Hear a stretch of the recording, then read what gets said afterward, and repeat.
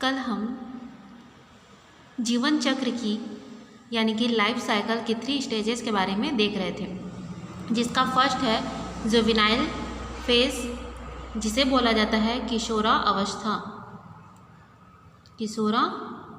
अवस्था। सेकेंड है reproductive phase, जिसके प्रारंभिक अवस्था को प्यूबर्टी फेज भी कहा जाता है। और थर्ड है, कल हम ये दोनों को देख चुके थे, इसका थर्ड सेंसेशंस फेज यानी कि जीर्णा अवस्था, ये छूट गया था। तो जीर्णा अवस्था क्या होता है कि यह जो रिप्रोडक्शन है उसका वह फेज होता है जिसमें इसमें शरीर के जितने भी जब वो क्या होता है किशोरावस्था से गुजर जाता है, रिप्रोडक्टिव फेज उसका गुजर जाता है, तब इंसान क्या है बुढ़ापे की ओर आगे बढ़ने लगता है।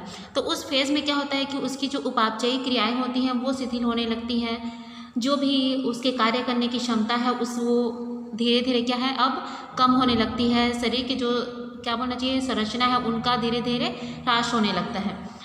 इसके साथ ही साथ इस अवस्था में शरीर के जितने भी सभी अंग, जैसे कि क्या हो गया किडनी है, लंग्स है, हार्ट है, ब्रेन है, आई है और आइज़ हैं, तो इन सभी की जो कार्य क्षमता है ना, जो कार्य करने की इनकी जो क्षमता है वो धीरे धीरे कम होते जाती है। तो यही स्टेज क्या है, क्या कहलाता है जीर्णा अवस्था, जिसमें लास्ट में उसकी डेथ हो जाती है। ठीक है, तो इस तरीके से ये तीनों फेज प्रत्येक जीव में आते हैं। अगला हमें देखना है इवेंट्स इन सेक्सुअल रिप्रोडक्शन। क्या दिया है, इवेंट्स इन सेक्सुअल रिप्रोडक्शन, लैंगिक प्रजनन में होने वाली घटनाएं। तो इसके 3 घटना है। फर्स्ट है प्री फर्टिलाइजेशन इवेंट। क्या दिया है, प्री फर्टिलाइजेशन इवेंट, निषेचन के पूर्व होने वाली घटनाएं। तो निषेचन के पूर्व यानी कि हमें मेन क्या देखना है, इसमें फर्टिलाइजेशन पर ही फोकस करना है, लेकिन फर्टिलाइजेशन से पूर्व कौन कौन सी घटनाएं होती हैं और फर्टिलाइजेशन के बाद कौन कौन सी घटनाएं होती हैं, इसके आधार पर ये 3 टाइप के होते हैं, प्री फर्टिलाइजेशन इवेंट, फर्टिलाइजेशन और पोस्ट फर्टिलाइजेशन इवेंट। चलिए पहला देख लेते हैं। प्री फर्टिलाइजेशन इवेंट में 2 प्रकार की क्रियाएं होती हैं। फर्स्ट क्या है, गैमेटोजेनेसिस और सेकेंड है गैमिट ट्रांसफ़र।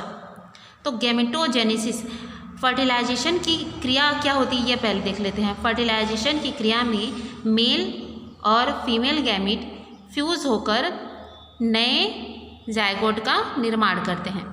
ठीक है, डिप्लॉयड जायगोट का निर्माण करते हैं। तो फर्टिलाइजेशन में किसकी आवश्यकता है, मेल एंड फीमेल गैमिट की। तो इसके सबसे पहले क्या बनने चाहिए, मेल और फीमेल गैमिट बनेंगे तभी तो वो फ्यूज़ होंगे ना, उनमें फर्टिलाइजेशन की क्रिया होगी। तो इसी आधार पर प्री फर्टिलाइजेशन इवेंट में क्या होता है, गैमेटोजेनेसिस की क्रिया, जिसमें गैमेटोजेनेसिस किसे कहते हैं, जिनमें गैमिट्स का फॉर्मेशन होता है, गैमिट्स का निर्माण होता है, युग्मक। ठीक है, युग्मकों के निर्माण की क्रिया को ही गैमेटोजेनेसिस या फिर युग्मक जनन कहते हैं। क्या कहा जाता है इसको, युग्मक जनन। ठीक है, युग्मक जनन कहा जाता है। इस तरीके से अब क्या होता है, मेल और फीमेल गैमेट का फॉर्मेशन इस फेज में हो जाता है। गैमेटोजेनेसिस क्रिया में क्या होता है, मेल एंड फीमेल गैमेट का फॉर्मेशन हो जाता है। तो मेल और फीमेल का जो स्ट्रक्चर होता है ये प्रत्येक जीव में ये किस तरीके से बोल सकते हैं, जैसे निम्न वर्गीय जो जीव होते हैं उनमें लगभग ये क्या होते हैं, मेल और फीमेल गैमेट की संरचना और कार्य जो है वो समान होता है। आइए इसे इस डायग्राम के थ्रू समझते हैं। जैसे निम्न वर्गीय जो शैवाल है, जैसे कि क्या दिया है, क्लैडोफोरा, ये एक तरीके क्या है, शैवाल है, जिसमें जो गैमेट होते हैं वो क्या होते हैं, समयुग्मक। इसको बोला जाता है आइसोगैमेट्स। क्या बोला जाता है, आइसोगैमेट्स। आइसो मतलब समान है। यहाँ पर देख सकते हो आप लोग, फर्स्ट में ए का जो डायग्राम है ये क्या है, क्लैडोफोरा का है, जिसमें दोनों युग्मक क्या है, मेल और फीमेल दोनों समान हैं। ठीक है, मेल और फीमेल दोनों समान है। लेकिन सेकंड में आप लोग देख रहे हैं फ्यूकस है, बिकॉज ये भी एक तरीके का क्या है सवाल है। इसमें क्या है हेट्रोगैमिट्स है। ये हो गया इस तरीके से दोनों मेल फीमेल का है ना, यहाँ पर ये वाला है ना, ये इस तरीके से यहाँ पर फोकस करना है आपको, ठीक है। तो दोनों में देख रहे हैं दोनों का आकृति अलग अलग है, संरचना अलग है। तो इस तरीके की संरचना को जिसमें दोनों असमान होते हैं उसको बोला जाता है हेट्रोगैमेट, ठीक है। उसी तरीके से मनुष्य में क्या है, ये भी क्या होते हैं हेट्रोगैमिट होते हैं, हेट्रोगैमस या फिर बोल सकते हो, ठीक है। क्या है ये हेट्रोगेमस, जिसमें दोनों का जो आकार है, फंक्शन है, दोनों क्या है अलग अलग है। इसमें ये क्या है ओवम है, ठीक है, और ये हो जाएगा स्पर्म। दोनों की संरचना आप देख रहे हैं बहुत ही ज़्यादा अंतर है, ठीक है। तो इस तरीके से दोनों में क्या है गैमिट्स की संरचना अलग अलग होती है। निम्न वर्गीय जो जीव होते हैं उनमें और उच्च वर्गीय जो जीव होते हैं उनमें, मतलब एक तरीके से अगर हम लोग बोलें तो कुछ निम्न वर्गीय पौधे और जो उच्च अधिकांश जो होता है उच्च वर्गीय पौधे और जीवों में क्या होते हैं हेट्रोगैमस होते हैं गैमिट्स, ठीक है। गैमिट्स क्या होते हैं उच्च वर्गीय जीवों में, पौधों में, और कुछ निम्न वर्गीय पौधों में ये क्या होते हैं हमेशा क्या होते हैं हेट्रोगैमस। उसके बाद दोनों में सेकंड हमने क्या देखना था, पहला क्या था गैमेटोजेनेसिस, दूसरा में था गैमेट ट्रांसफ़र।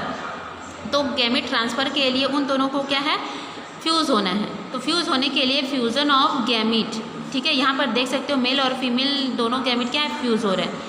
फ्यूज़ होने के बाद एक दूसरे का ये दोनों का क्या है साइटोप्लाज्म आपस में मिलने लगता है। नेक्स्ट वाले पार्ट में देखोगे तो साइटोप्लाज्म भी मिल गया है, साथ में न्यूक्लियस भी क्या हो गया है कंबाइन हो गया है। इस कंडीशन में ये क्या होते हैं हैप्लॉइड होते हैं, ठीक है। हैप्लॉइड यानी कि अगुणित गुणसूत्रों की संख्या क्या है इनमें आधी है। लेकिन इस कंडीशन में इन दोनों का क्या है जायगोट का फॉर्मेशन हुआ है। जायगोट आगे ये क्या कर रहा है डिप्लॉइड न्यूक्लियस का डिप्लॉइड एक इंडिविजुअल यानी कि जीव का निर्माण करता है। यहाँ पर भी जायगोट क्या है डिप्लॉइड है, ठीक है। क्यों? क्योंकि इन दोनों के न्यूक्लियस आपस में कंबाइन हो जाएंगे, ठीक है। लेकिन आपको हमेशा ये याद रखना है कि गैमिट्स हमेशा क्या होते हैं हैप्लॉइड होते हैं। क्या होते हैं हैप्लॉइड यानी कि गुणसूत्रों की संख्या आधी, इस तरीके से। और जायगोट क्या होता है डिप्लॉइड, ठीक है। अगला हमें देखना है फर्टिलाइजेशन। यहाँ पर और देख लेते हैं गैमेट ट्रांसफ़र किस तरीके से ये होता है।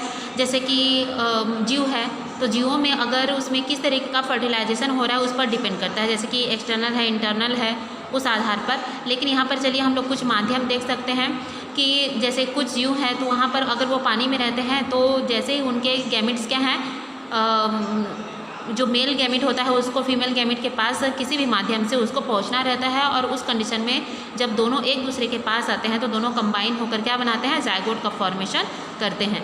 उसी तरीके से पौधों में अगर बात करें तो पौधों में क्या है पॉलिनेशन की क्रिया होती है, परागण जिसे बोलते हैं।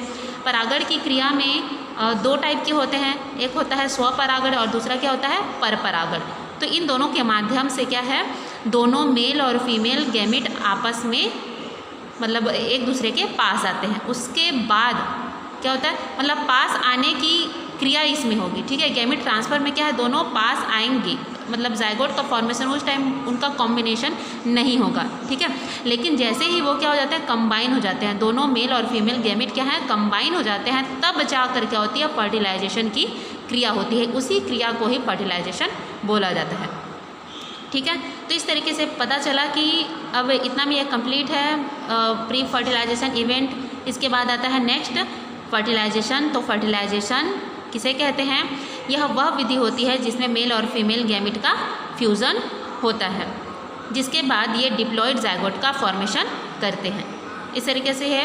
तो फर्टिलाइजेशन भी क्या होता है टू टाइप के होता है, एक्सटर्नल और इंटरनल। तो एक्सटर्नल फर्टिलाइजेशन जो होता है ये शरीर के बाहर, ठीक है, क्या होगी फर्टिलाइजेशन, ठीक है, ऐसे जीव जिनमें फर्टिलाइजेशन की क्रिया शरीर के बाहर होती है, उसे एक्सटर्नल फर्टिलाइजेशन कहते हैं। उसी तरीके से इंटरनल फर्टिलाइजेशन किसे कहेंगे, जिसमें फर्टिलाइजेशन की क्रिया शरीर के अंदर होती है। एक्सटर्नल फर्टिलाइजेशन के एग्जाम्पल हैं, इसमें हम लोग देख लेते हैं जितने भी जलीय जंतु हैं, ठीक है, जितने भी जलीय जंतु या फिर जिसे हम लोग बोल सकते हैं एक्वेटिक एनिमल्स, ठीक है, जितने भी एम्फीबियन हैं, एम्फीबियन हो गए, एल्गी हो गए, ठीक है, ये इन सभी में क्या होता है, एक्सटर्नल फर्टिलाइजेशन की क्रिया होती है। उसी तरीके से इंटरनल फर्टिलाइजेशन में हो जाएंगे रेप्टाइल्स, ठीक है, रेप्टाइल्स है, जितने भी एनिमल हैं, ठीक है, एनिमल्स हो गए, ह्यूमन हो गए, इन सभी में इंटरनल फर्टिलाइजेशन की क्रिया होती है। बर्ड्स हैं, ठीक। अब अगला आता है जब फर्टिलाइजेशन की क्रिया हो जाती है तब उनमें होती है पोस्ट फर्टिलाइजेशन इवेंट। ये फर्टिलाइजेशन के बाद की क्रिया है, जैसे पूर्व निषेचन है वैसे ही ये। आइए अब इसके स्टेजेस के बारे में भी देख लेते हैं। ये निषेचन के बाद होने की घटना है, तो किस तरीके से घटना, अब इस स्टेज तक किसका फॉर्मेशन हो जाता है, जायगोट का। फर्टिलाइजेशन के बाद फॉर्मेशन होता है डिप्लॉइड जायगोट का। अब जायगोट में देखिए यहाँ पर फॉर्मेशन हो चुका है जायगोट का। अब ये जायगोट क्या है, धीरे धीरे डेवलप होने लगता है, इसका विकास होने लगता है। तो इस जायगोट के विकास की क्रिया में ये बदल जाता है किसमें, एम्ब्रियो में। किसमें, एम्ब्रियो। तो इस तरीके से जायगोट से, ठीक है, जायगोट से एम्ब्रियो बनने की जो क्रिया होती है, ठीक है, एम्ब्रियो बनने की क्रिया होती है, वही क्रिया कहलाती है एम्ब्रियोजेनेसिस, ठीक है। एम्ब्रियो बनने की क्रिया को ही बोला जाता है या फिर उस प्रोसेस को ही बोला जाता है एम्ब्रियोजेनेसिस, ठीक है। तो इस तरीके से हम लोग देखते हैं कि जो मेल और फीमेल का फ्यूजन होता है, फ्यूजन के बाद जायगोट का फॉर्मेशन होता है, जायगोट विकसित होकर क्या बनाता है, एम्ब्रियो बनाता है, एम्ब्रियो आगे और विकसित होकर क्या बनाता है, एक फुल्ली मैच्योर बेबी का या फिर जो भी एनिमल है या फिर प्लांट है उसका फॉर्मेशन करता है। तो इसके आधार पर जो एनिमल होते हैं वो 2 टाइप के होते हैं, ठीक है। एनिमल 2 टाइप के होते हैं। फर्स्ट में कहते हैं ओवीपेरस एनिमल, ओवीपेरस यानी कि अंडे देने वाली, ठीक है, क्या है, अंडे देने वाली, एग, ठीक है। और उसी तरीके से यहाँ पर सेकंड में क्या है, ओवीपेरस, ओवीपेरस में बच्चे देने वाली, मतलब एम्ब्रियोजेनेसिस है लेकिन उसके आधार पर इनमें मतलब किस तरीके के अंडे देने वाली हैं कि बच्चे देने वाली हैं, उसके आधार पर एनिमल्स को 2 टाइप में डिवाइड किया गया है। इस तरीके से ओवीपेरस और विविपेरस एनिमल। लास्ट वीडियो में मैंने कहा था कि फर्स्ट चैप्टर का कुछ टॉपिक हम छोड़ देते हैं, लेकिन उस टॉपिक को भी मैंने आज क्लियर कर दिया है। तो फर्स्ट चैप्टर में आपका पूरा टॉपिक क्लियर है, यहाँ तक आपका फर्स्ट चैप्टर ये कंप्लीट होता है। अगला जो वीडियो होगा उसमें हम लोग सेकंड चैप्टर को स्टार्ट करेंगे, यानी कि नेक्स्ट वीक में, ठीक है। जो भी समझ ना आए मुझे मैसेज कीजिए।